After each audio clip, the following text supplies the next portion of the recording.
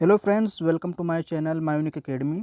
Friends, हम लोग पढ़ रहे थे प्राइड एंड प्रेजुडिस और इसमें जो चैप्टर 33 आज हम लोग को पढ़ना है। इसके पहले मैंने चैप्टर पढ़ा दिया है, तो चलिए हम लोग स्टार्ट करते हैं। बहुत छोटा सा चैप्टर आप देख सकते हैं, इतना सा है, तो इसको पढ़ के ख़त्म करते हैं।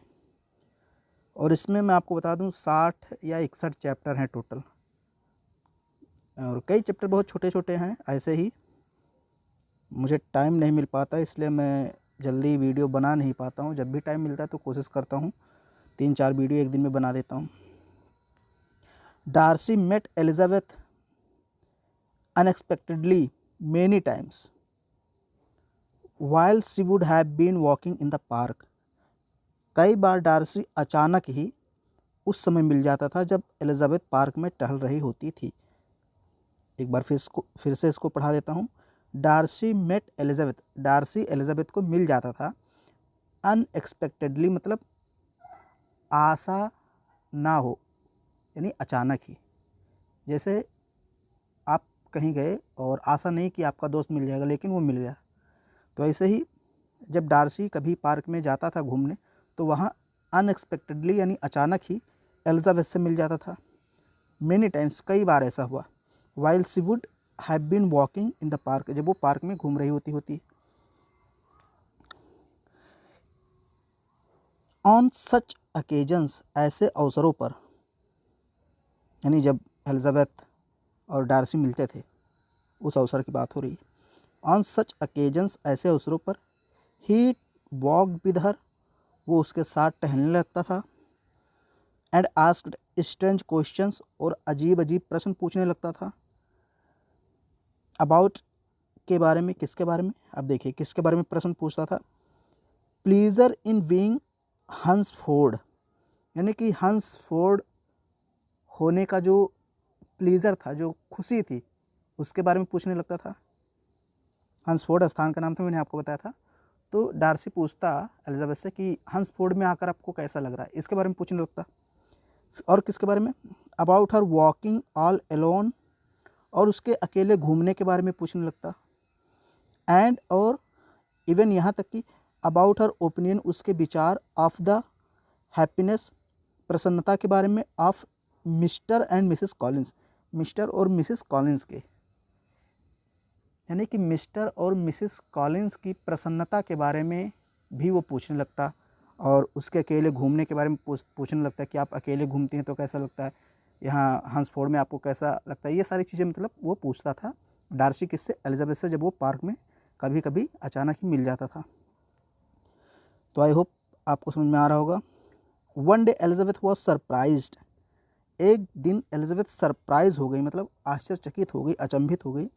To find Fitzwilliam in the park, Fitzwilliam को पार्क में पाकर, यानी एक दिन एलिजाबेथ ने देखा कि फिट्जविलियम, यानी कि जो कर्नल था, मैंने आपको बताया था फिट्जविलियम के बारे में।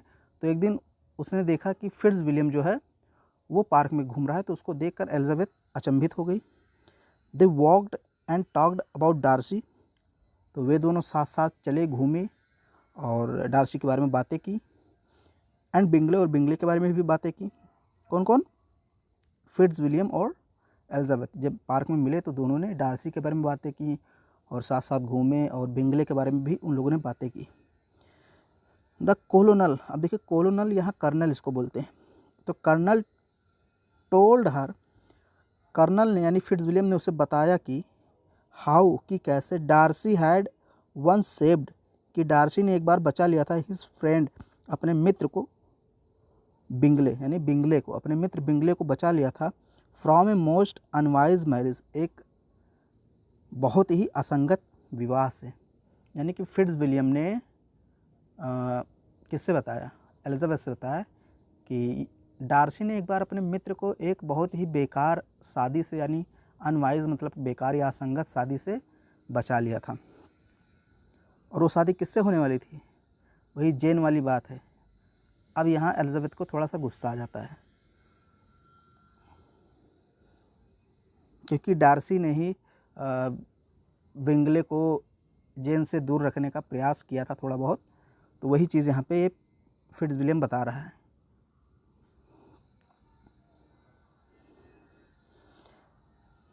Elizabeth felt very angry, Elizabeth बहुत ज़्यादा क्रोधित हुई अंदर से, बट सेड नथिंग, लेकिन कहा कुछ नहीं।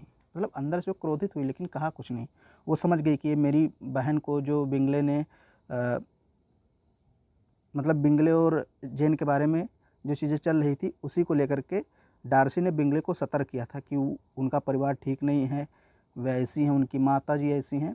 तो मतलब ये जो है पूरा समझ गई एलिजाबेथ कि ये मेरी फैमिली का ही जो मैटर है उसी के बारे में बता रहा है कि उसी से शादी से बचा लिया था।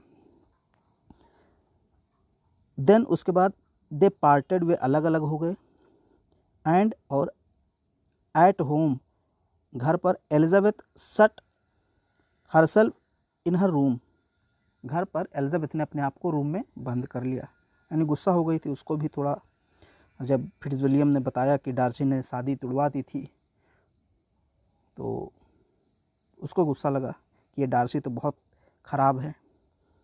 एलिजाबेथ ने भी सोचा कि ये डार्सी बहुत बेकार है। She thought over what she had heard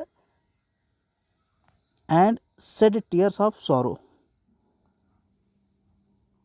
वहाँ उसने विचार किया कि जो कुछ उसने सुना था और उस पर आंसू बहाई रही। मतलब जो कुछ भी फिट्जविलियम ने बताया था डार्सी के बारे में, विंगले के बारे में, और जो कुछ भी बातें हुई उसको सोच करके यानी उस पर विचार करके एलिजाबेथ रोती रही, आंसू बहाती रही। ये देखिए टीयर्स ऑफ सॉरो, मतलब दुख के आंसू बहाती रही और उसी पर सोचती रही। She suffered from headache and did not go to tea at lodgings that evening, उसके सिर में दर्द हो गया।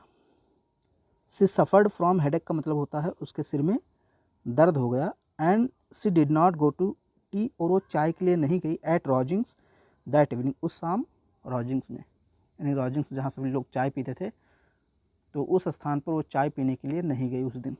तो ये छोटा सा चैप्टर था, कंप्लीट हो गया। तो अगले वीडियो में हम लोग 34 नंबर चैप्टर पढ़ेंगे। उम्मीद करता हूँ वीडियो आपको पसंद आया तो इसको लाइक कर दीजिए, शेयर वेयर कर दीजिए जिसको भी करना है। तो मिलते हैं अगले वीडियो में, तब तक के लिए नमस्कार।